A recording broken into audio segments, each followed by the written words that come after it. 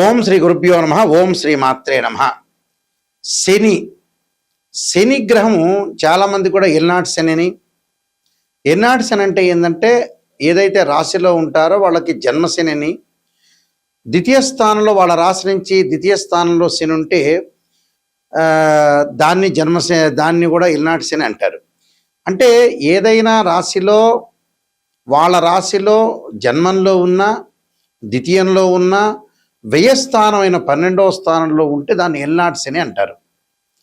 వాళ్ళ రాశి దగ్గర నుంచి మనకి 8వ స్థానంలో ఉంటే అష్టమ శని అని, 4వ స్థానంలో ఉంటే అర్ధాష్టమ శని అని, అలానే 10వ స్థానంలో ఉంటే కంటక శని, పొంగు శని అంటారు. శని ఏంది?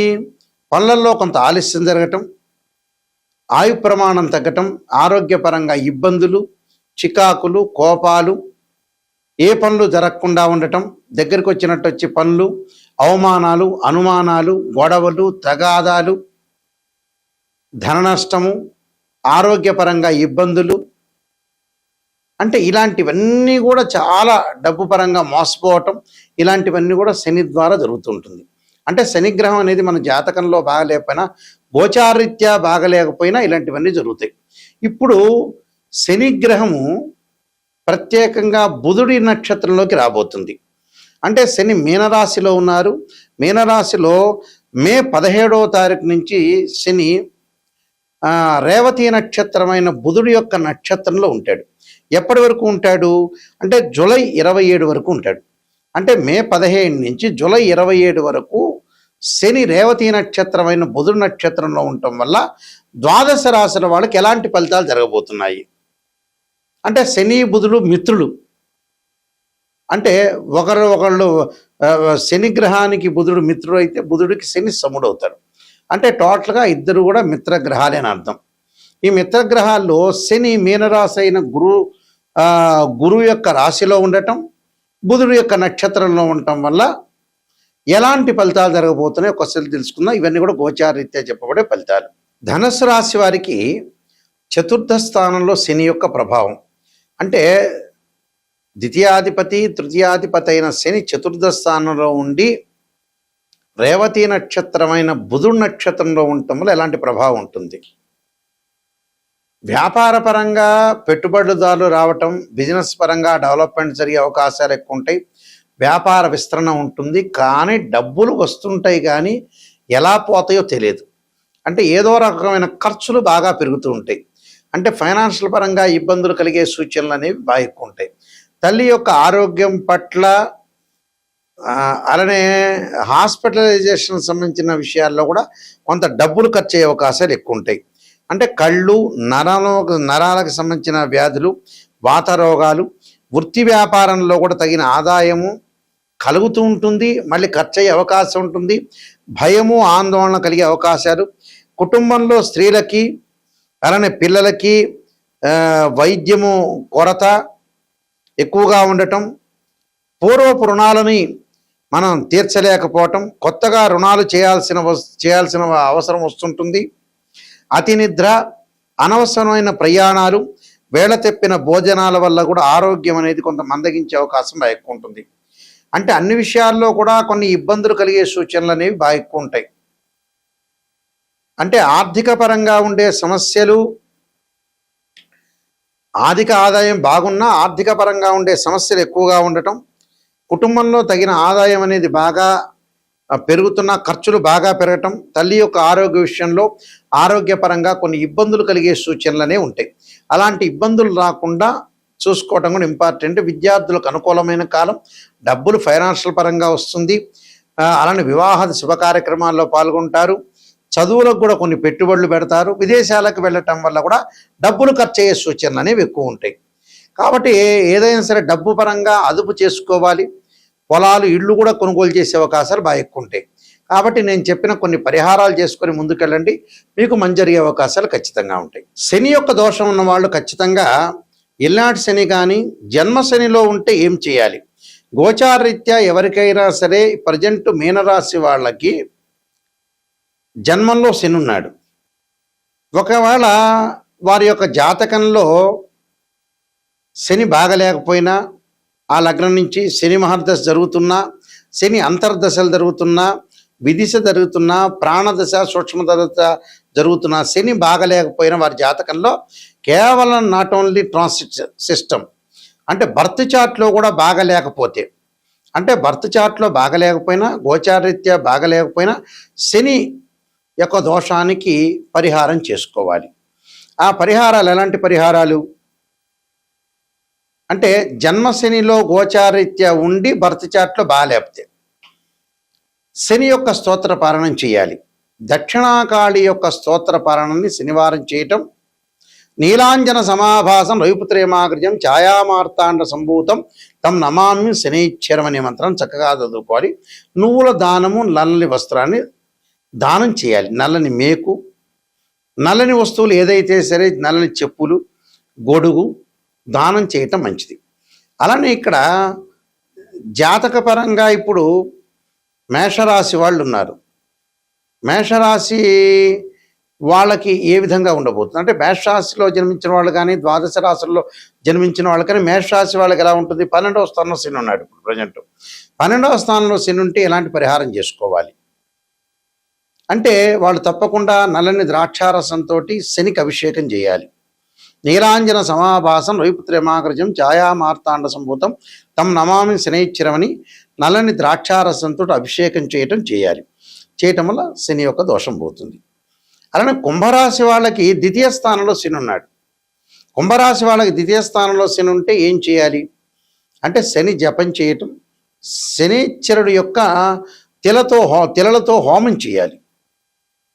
హోమం చేయటం వల్ల కుటుంబ పరంగా ఉండే కలహాలు ఇలాంటివన్నీ తొలగిపోతాయి. ఆరోగ్యపరంగా ఇబ్బందులు తొలగిపోతాయి. అంటే కుంభము, మీనము, మేషరాశి వాళ్ళు ఇలాంటివి చేయాలని అర్థం. అలానే మిగతా రాశుల పరిస్థితి ఏంటి? మిగతా రాశుల వాళ్ళు ఎలాంటి ఫలితాన్ని చేయాలి అని అంటే ఇక్కడ అష్టమ స్థానాన్ని తీసుకుందాం. సింహరాశి వారికి ఏ విధంగా ఉండబోతుంది? సింహరాశి వాళ్ళకి అష్టమ స్థానం శని. వాళ్ళు తప్పకుండా శని జపం చేయటం, శని హోమం చేయటం, దాంతోపాటు నువ్వులతో చేసిన, నువ్వులు బెల్లం చేసిన ఉండల్ని తయారు చేసుకుని ప్రధాన అర్చకులకు ఇచ్చి అందరికీ కూడా భక్తులకు వితరణ చేయమని చెప్పాలి. దానివల్ల తొలగిపోతుంది. అలానే 4వ స్థానంలో శని ఎవరికి ఉన్నారు? ధనస్సు రాశి వాళ్ళకు ఉన్నారు. ధనస్సు రాశి వాళ్ళకి చతుర్థ స్థానంలో శని ఉండటం వల్ల వాళ్ళు ఖచ్చితంగా చేయాల్సింది ఏమిటి అని అంటే నువ్వులు దానం చేయటం, నల్లని వస్త్రము, నల్లని మేకు, నల్లని చెప్పులు, నల్లని గొడుగు దానం చేయాలి. శనికి అభిషేకం చేయాలి. ఎలాగా? నువ్వుల నూనెతోటి, తిలలతోటి అభిషేకం చేయాలి వాళ్ళు చేయాల్సింది. అంటే ఈ చతుర్థ స్థానంలో శని ఉన్నారు కాబట్టి ఈ విధంగా రెమెడీ చేయాలి. అలానే కంటక లేదా పొంగు స్థానం అన్నాము అంటే వాళ్ళ రాశి దగ్గర నుంచి దశమ స్థానంలో శని ఉంటాం. ఎవరికి ఉంది దశమ స్థానంలో? మిథున రాశి వాళ్ళకు ఉంది. మిథున రాశి వాళ్ళకి దశమ స్థానంలో శని ఉండటం వల్ల వాళ్ళు చేయాల్సింది శనికి పంచామృతాలతోటి, పండ్ల రసంతో, చెరుకు రసంతో, నువ్వుల నూనెతోటి, తిలలతోటి అభిషేకం చేయాలి. వీలైతే హోమం చేసి నల్ల నువ్వులు, నల్ల వస్త్రాన్ని, నల్లని మేకుని, నల్లని గొడుగుని, నల్లని చెప్పులను దానం చేయాలి. అంటే కుంభరాశి వాళ్ళు, మీనరాశి వాళ్ళు, మేషరాశి వాళ్ళు, మిథున రాశి వాళ్ళు, సింహరాశి వాళ్ళు, ధనుస్సు రాశి వాళ్ళు దానం చేయాలి. మిగతా రాశుల వాళ్ళకి ఒకళ్ళ వ్యక్తిగతంగా వాళ్ళ భర్త చార్ట్లో జాతకపరంగా దోషం ఉంది అనుకుందాం. అంటే వృషభము, కర్కాటకము, కన్య, తుల, వృశ్చికం తర్వాత వీళ్ళకి మకరము, ఈ రాశుల వాళ్ళు తప్పకుండా శని గోచారరీత్యా కాకపోయినా, వాళ్ళ దోషం లేకపోయినా, భర్త చాట్లో శని మహర్దశ కలిసి రాకపోయినా, శని అంతర్దశలు, విదిశలు, సూక్ష్మదశలు, ప్రాణదశలు ఉన్నా ఈ రాశి వాళ్ళు తప్పకుండా ఆరోగ్యపరంగా ఇబ్బందులు లేకుండా చూసుకోవాలి. శని జపము, శని హోమము, నల్లని ద్రాక్షారసంతో అభిషేకము, నువ్వులతోటి, తిలలతోటి అభిషేకము, అలానే నువ్వులతో చేసిన ఉండలు, బెల్లం కలిపిన ఉండలు తయారు చేసుకుని ప్రధాన అర్చకులకు ఇచ్చి వితరణ చేయమని చెప్పాలి. అలానే ప్రతిరోజు కూడా శనివారం రోజున నీలాంజన సమాభాసం రవిపుత్రేమాగ్రజం ఛాయామార్తాండ సంభూతం తం నమామి శనైశ్చర మంత్రంతో పాటు శనికి అధిదేవతల ప్రత్యదేవత అంతరిక్ష దేవత, అంతరిక్ష దేవత దక్షిణకాళి స్తోత్రాన్ని పారాయణం చేయాలి. అంటే ఆ పారాయణం చేయటం వల్ల మనకి మంచి జరిగే అవకాశాలు ఎక్కువ ఉంటాయి. అలానే ఆరోగ్యపరంగా ఇబ్బందులు కలుగుతున్న వాళ్ళు శరీరే జర్జరీభూతే వ్యాధిగ్రస్తే కళేబరి ఔషధం జాహ్నవీతోయం వైద్యో నారాయణ హరి మంత్రాన్ని చక్కగా చదువుకోవాలి. ఈ నియమాలు ఇవి పాటించండి. శనివారం రోజున ఉపవాసం చేయండి. వెంకటేశ్వర స్వామిని ఆరాధన చేయండి. వెంకటేశ్వర స్వామిని బియ్యపిండితో 2 దీపాలు పెట్టి చక్కగా ఆవు నెయ్యి వేయండి. ఆవు నెయ్యి వేసి 2 ఒత్తులు వేసి దీపారాధన చేయండి. దీపారాధన చేయటం వల్ల మనకు మంచి జరిగే అవకాశాలు ఉంటాయి. నేను కాలసర్పయోగము, కాలసర్పయోగ చంద్రిక, రాహుకేతులు, ఛాయాగ్రహాలు, బృహత్ పరిహార సింధు, జాతక చంద్రిక, వివాహ మార్తాండము, స్వప్నశాస్త్ర ఫలదీపిక, పుత్ర గణపతి వ్రతము, సర్వదేవతా గోత్రులు పార్ట్ 1, పార్ట్ 2, అలానే నవగ్రహ దోషాలు పోవటానికి దశమహావిద్యల అమ్మవారి యొక్క పారణము, ప్రొడక్షన్ ఆఫ్ ఆస్ట్రాలజీ, ఇలాంటి నెంబర్ ఆఫ్ ఆస్ట్రాలజీ బుక్స్ రాశాను. ఇవన్నీ కూడా రాజమండ్రి మోహన్ పబ్లికేషన్ దొరుకుతాయి, మా దగ్గర కూడా దొరుకుతాయి. జీవితంలో ఎప్పుడైనా సరే జాతకం తెలుసుకునేటప్పుడు నెగిటివ్ని ఫస్ట్ తెలుసుకోవాలి. నెగిటివ్ని తెలుసుకున్న తర్వాత నెగిటివ్ని మనం పాజిటివ్ చేసుకోవటం ఎలా అనేది ఆలోచన చేసి మనం ముందుకెళ్ళాలి. ఊరికే జాతకం చూపించుకున్నాం, ఏదో మమ్మల్ని పొగిడారా లేదా, మమ్మల్ని బ్రహ్మాండంగా అద్భుతంగా ఈ ఆస్ట్రాలజర్ పొగిడారని ఆలోచన చేయొద్దండి. నెగిటివ్ను తెలుసుకోవాలి. ఫస్ట్ మీలో పొగిడేది అవసరం లేదు. మీరు బాగున్నారంటే బాగున్నారే, కానీ మీ లోపం ఎక్కడుంది, లోపం ఎక్కడ జరుగుతుంది, ఆ లోపాన్ని మనం ఎలా సవరణ చేయాలి, ఏ దశలో బాగుంటుంది, ఏ దశలో అంతర్దశలో బాగుండకపోతుందా, అసలు లైఫ్ లాంగ్ బాగుండకపోతుందా అనే దాన్ని బట్టే జాతకం అనేది ఉంటుంది. నెగిటివ్ను మనం తెలుసుకుంటే పాజిటివ్ అవుతుంది. అలానే ఇక్కడ కేవలం రాశిచక్రమే కాదు, సంతానం కలగట్లేదు అంటే ఒక మనిషికి రాశిచక్రాన్ని చూడాలి, భావచక్రాన్ని చూడాలి, సప్తమాంశ చక్రాన్ని చూడాలి. ఒక వృత్తిపరంగా ఇబ్బందులు కలుగుతుంది అని అంటే రాశిచక్రం చూడాలి, దశమాంశ చక్రం చూడాలి, భావచక్రం చూడాలి, దశలు అంతర్దశలు.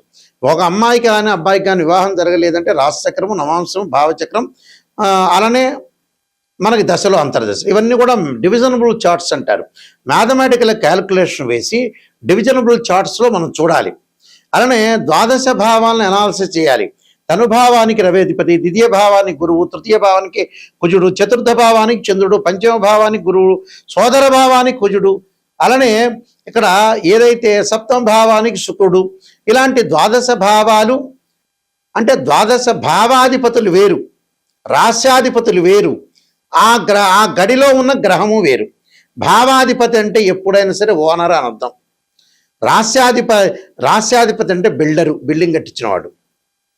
అలానే ఆ గ్రహం దానిలో ఉందంటే రెంటుగా ఆ వ్యక్తి ఆ గ్రహం ఉన్నట్టు అర్థం. అంటే రెంట్ అంటే ఆ గ్రహం మారిపోతూ ఉంటుంది గోచారరీత్యా. కాబట్టి ఏదైనా బర్త్ చార్ట్కి ట్రాన్సిట్ సిస్టానికి 2 తేడాలు ఉంటాయి. ట్రాన్సిట్ సిస్టమ్ ఎప్పుడు కూడా 20% జాగ్రత్తలు, సూచనలు, ఈ నెలలో ఎలా జారుతుండాలి, ఎప్పుడు ఎలా జారుతుండాలి, సూచనలు, గోచారం. బర్త్ చార్ట్ అంటే ఏమిటి, జీవితంలో ఒక చెట్టుకు వేళ్ళు ఉంటాయి చూసారా, ఆ వేళ్ళు బర్త్ చార్ట్. ఆ వేళ్ల పైన కాండం ఉంటుంది, కాండానికి కొమ్మలు ఉంటాయి, ఆ కొమ్మల దగ్గర ఆకులు ఉంటాయి, ఆకులు అనేవి గోచారం. ఆకులు అంటే ఏంటి, రైన్ సీజన్లో వస్తాయి, వింటర్ సీజన్లో అలానే ఉంటాయి, సమ్మర్ సీజన్లో కిందకి రాలిపోతుంటాయి.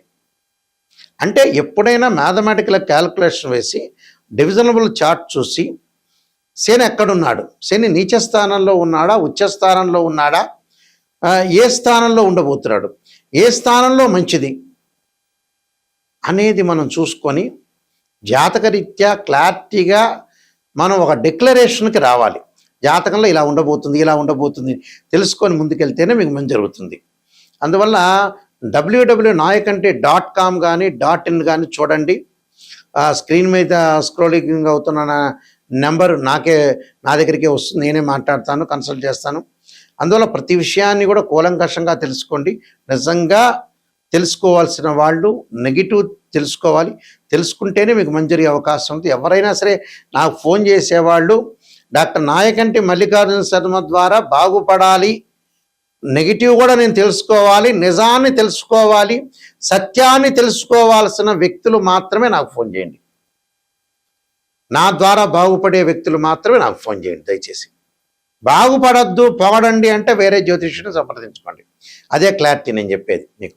అందువల్ల జాతకాన్ని క్లియర్గా తెలుసుకుంటేనే మీకు మంచిది. లేకపోతే ఊరికే మీ టైం వేస్ట్, మీరు అడగటము వేస్ట్ అవుతుంది. అందువల్ల ఖచ్చితంగా ఇలాంటివన్నీ తెలుసుకోండి. ఒక అవగాహనకి రావాలి. ప్రజలైనా కూడా ఒక అవగాహనకి రావాలి. నిజాన్ని తెలుసుకోవడం చాలా మంచిది. నిజం అనేది నిప్పు లాంటిది. మీ అందరికీ కూడా పరమేశ్వరుడు యొక్క కరుణాకటాక్షం ఉండాలని ఆశిస్తూ సర్వే జనా సుఖినో